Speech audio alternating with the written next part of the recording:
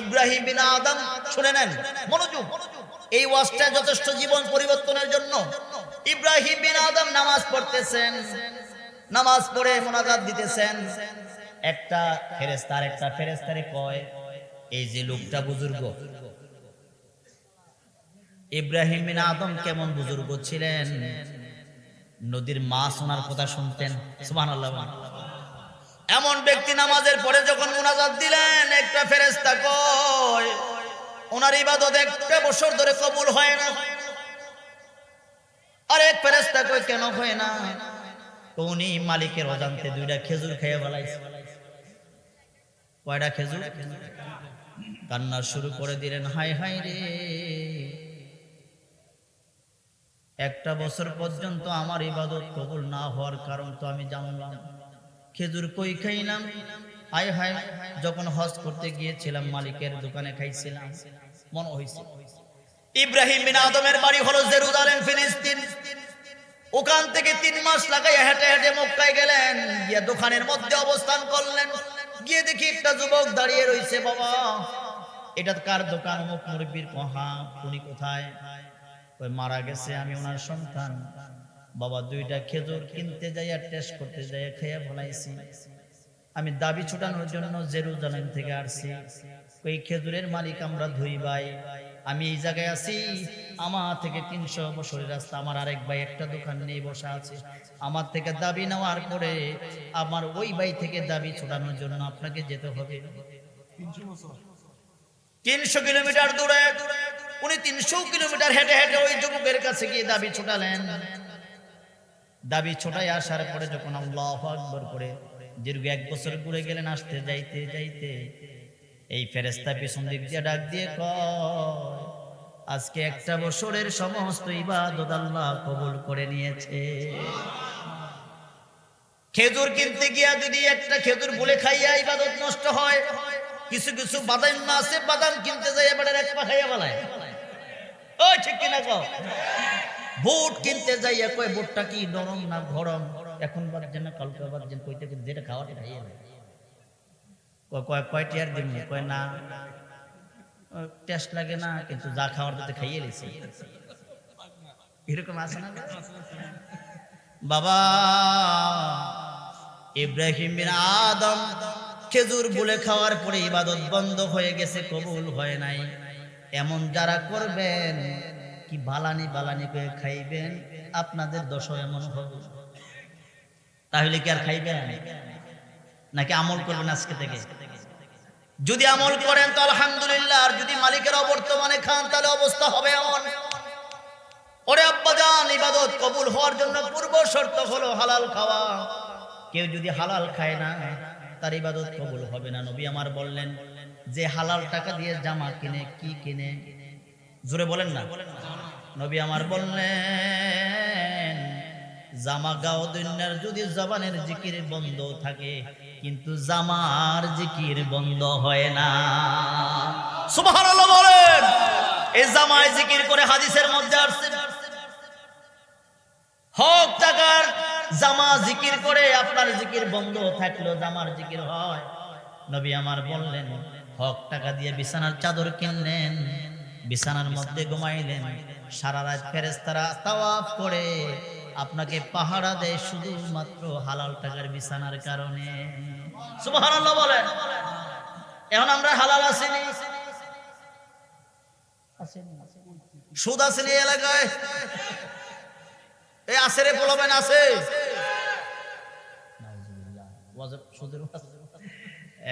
কিছুদিন আগে গেছিলাম কোন জায়গায় যেন সুদের ওয়াজ করতাম, মারামারি আপনি এই ওয়াজ বাদ দিয়ে আর ওয়াজ জানেন না?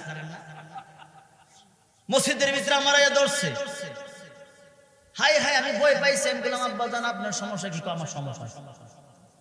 তো পরবর্তীতে জানলাম যুবকরা কয়, হুজুর অত্র এলাকার মধ্যে সুদের ডেলিভারি এই মাস্টার দেয়, এই বুইরাটা দেয়, বছরে বছরে হজ করে কিন্তু সুদের কারখানার কাছে। আমি আল্লাহ আমারে বাঁচাইছে, বেটা আমার কিল দেয় নাই। বাবাজি, যারা সুদ খায় তারা কি খায়? আরো সুন্দর করে বস না, জোরে কর। আমার সমস্যা আছে, আপনি কোন টাকা? যারা সুদ খায় তারা কি খায়? এটার একটা নকিয়া আপনাদের অকিয়া বলতেছে। একটা মহিলা বাচ্চা হইয়া মরে দেখে নিয়ত করছে এখন যদি বাচ্চা বেঁচে যায় পায়খানা খামো। কত ভালো ভালো নিয়ত করছি, বাচ্চা বাঁচে না, আজকে নিয়ত করলাম বাচ্চা বেঁচে গেলে পায়খানা খামো। উচিত নিয়ত করছে বাচ্চা আর মরে না, বাচ্চা বাচ্চা গেছে গা, এখন নিয়ত পূরণ করতে যায় আঙ্গুল তো আর যায় না। আঙ্গুল যায় না খুলনা জবানে যাইব। মহিলা যায় কিন্তু আর ভয় করে না জানি বাচ্চা মইরা যায়গা, আমার নিয়তটা পূরণ করতে হইব। কাছে যায় কিন্তু আঙ্গুল দিয়ে উঠায় না, ভিতরে যাওয়ার দূরের কথা। দৌড়ে জুনাইদ বাগদাদির বাড়িতে গেলেন, গিয়া গো হুজুর এমন নিয়ত করেছি এটা পূরণ করতে পারি না। কি করছো? আমি নিয়ত করছি বাচ্চা বাঁচলে পায়খানা খামু, এখন তো পায়খানা ভিতরে যায় না, কেমনে কি করবো? একটা ব্যবস্থা আছে। কেমন? ওষুধ করে আছে নিয়ে আমার ডাইনের বাড়িতে আছে, বামের বাড়িতে আছে, সামনে পিছে সুদের যন্ত্রণা অতিষ্ঠ আছে না এরকম? ডাক দিয়ে বলল মা, তাহলে যিনি সুদ খায় তার বাড়িতে যাইবা, একবেলা ভাত খুঁজে খুঁজে খাইবা, খাওয়ার পরে হাতটা কিন্তু ওই বাড়িতে ধুইবা না, না ধুয়ে বাড়িতে এসে একটা কাপড়ের মধ্যে মুইসা গড়ে রাইখা যাইবা। সন্ধ্যা যখন হইল ঘরে থাকা যায় না, সেন্টের গন্ধ বুঝালাইছে কি এর গন্ধ। মহিলাকে আকাম করছে কেডারে ঘরের ভিতরে, খুঁজা দেখে কোনো পায়খানা নাই। খুঁজতে খুঁজতে কাপড়ের কাছে গিয়া দেখে কাপড়ের ভিতর থেকে এমন ধরনের দুর্গন্ধ বের হয়। খুব যত্ন সহকারে এটারে ধরছে, দুই আঙ্গুলে ভিতরে তার যাবে না, দইরা হুজুরের বাড়িতে গেছে। কে হুজুর, আপনি বললেন এই যে কাপড়ের থেকে পায়খানার গন্ধ আসে। মা, তোমার পায়খানা খাওয়া হয়ে গেছে, কারণ তুমি শুক্রের বাড়িতে খানা খাও নাই, তুমি মূলত গু খাইছ।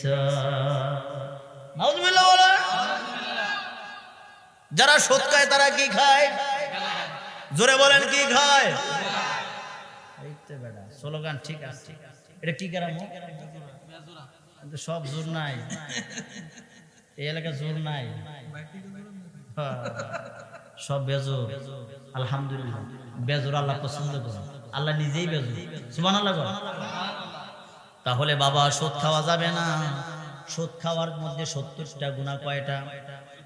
1 নম্বর গুনাহ হলো, প্রথম নাম্বারটা বলি আর 70 নাম্বারটা বলি।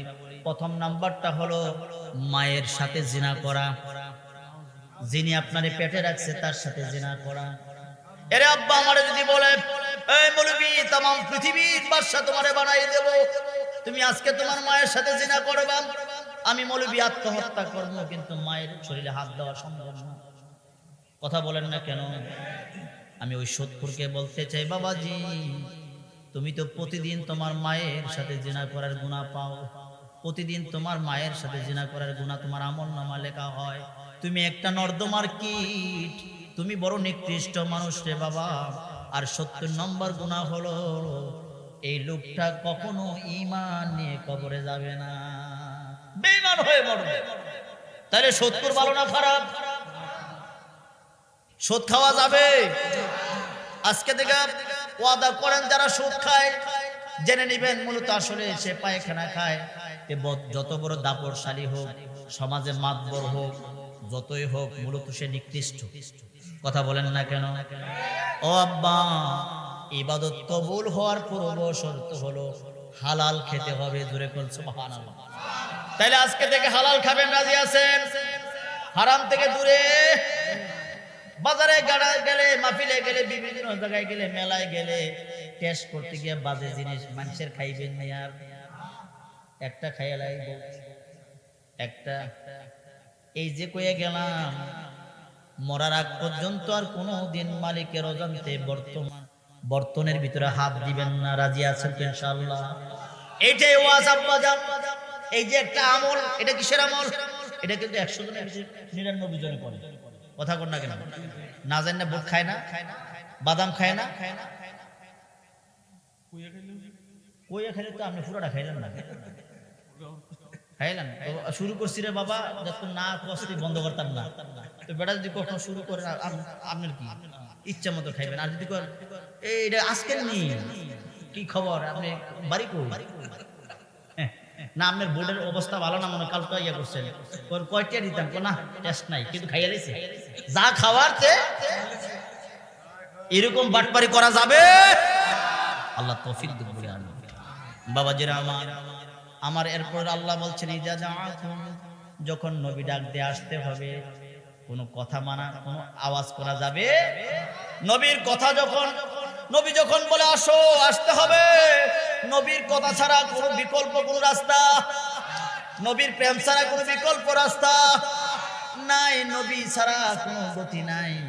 নবী হলো ঈমান, নবী হলো ঈমান।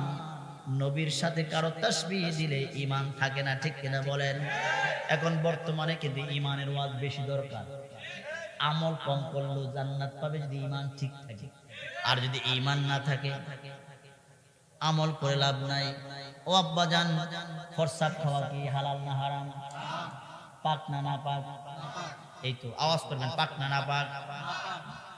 এখন আমি সবাই মিল্লা যদি এক বালতি ফরসাদ করে আমার একটা গ্লাস দেন তো হুজুর খান, আমরা সবাই মিল্লা দিচ্ছি, খুব দামি ফরসাদ খাওয়া যাবে। আমি বক্তা যদি মিলে কই নেন দাওয়াত দিয়ে আনছেন, একটু সাইরা দিছে, সবাই মিলে খাইলাম, ফরসাদ খাওয়া যাইব নি? কারণ কি? জোরে কোন? এই তো কারণ কি? আমার নবীজি অসুস্থ অবস্থায় বদনা মোবারকের ভিতরে ফরসাদ মোবারক করে রেখে দিয়েছেন ঘরের ভিতরে। উম্মে আয়মান গভীর রাত হয়ে গেল, আয় হায় পানি তৃষ্ণা লাগলো, ওই বদনার কাছে গিয়ে সমস্ত পানিগুলো উম্মে আয়মান খেয়ে ফেললে। সকালবেলা যখন হলো, উম্মে আয়মান এই বদনার ভিতরে আমি ফরসাদ করেছিলাম, এগুলা কই? ইয়া রাসূলুল্লাহ, আল্লাহর জাতের শপথ করে বলি, আমার জীবনে এত সুন্দর, এত মধুর, এত সুন্দর মজার পানি কোনোদিন খাই নাই। আরে আমি তো ফরসাদ করছি, আমি তো জানি না, গোলামে খাইয়া বলাইছি। নবী আমার মুস্কি হাইসা কয়, তুমি আমার ফরসাদ পান করেছো নাকি জাহান্নাম হারাম করেছো? নবীর ফরসাদ মোবারক খাইয়া জান্নাতে যায়, কথা বলেন না? তাহলে নবী আমার মতো জোরে বলেন, ভুলভাল মুজান্নান মৌলবীর অভাব। বাবাজি বাজারে গেলে একটা মাছ কেনার জন্য মাছের কানকা, আপনারা কি করেন, মিলছে কানকা কইলা দেখেন এটা কি নরমাল না ভালো না খারাপ। একটা খাবার খাবেন যাচাই বাছাই করে কিনেন। আমার নবী হলো ঈমান, মৌলবীর কথা শুনে ঈমান নষ্ট করা যাবে? নবী আমার ডাক দিয়ে বললেন, তোমার জন্য দুইটা সুসংবাদ দুনিয়ার জমিনে, সুবহানাল্লাহ বলেন। এক নাম্বার হলো মানুষের দেহের ভিতরে দুনিয়াতে 3000 রোগ আক্রমণ করে। কয় হাজার? 3000 রোগ দুনিয়ার জমিনে আছে আব্বাজান। 3000 রোগ মানুষকে আক্রমণ করে। এই যে জ্বর, ঠান্ডা, কাশি, মাসি, এগুলো আমরা জানি। কিছুদিন আগে একটা শুনছিলাম করোনা, এরপর আর নতুন কিছু শুনি? আজকে শুনবেন এমন কথা, এটা তরা শহর কিছু না, 3000 ভিতর থেকে একটা আইসে। মন খারাপ করা যাবে না। আমার নবী ডাক দিয়ে উম্মে আয়মান, এই দেহের ভিতরে 3000 রোগ কখনো আর প্রবেশ করবে না। তোমার দেহের ভিতরে আমার ফরসাদ মোবারক ঢুকছে, দুনিয়ার কোন রোগ তোমার দেহের ভিতরে আর প্রবেশ করবে না। সুবহানাল্লাহ বলেন। ও উম্মে আয়মান, তুমি জান্নাতে যাবা। তোমার এই নার থেকে যত সন্তান বের হবে তুমিও জান্নাতি, ওরাও জান্নাতি। আমার প্রশ্ন হলো, নবীর ফরসাদ মোবারক খাইয়া জান্নাতে যায়, এই নার থেকে যারা বের হয়ে জান্নাতে যায়, তাহলে নবী আমার মতো না, ঠিক কিনা বলে?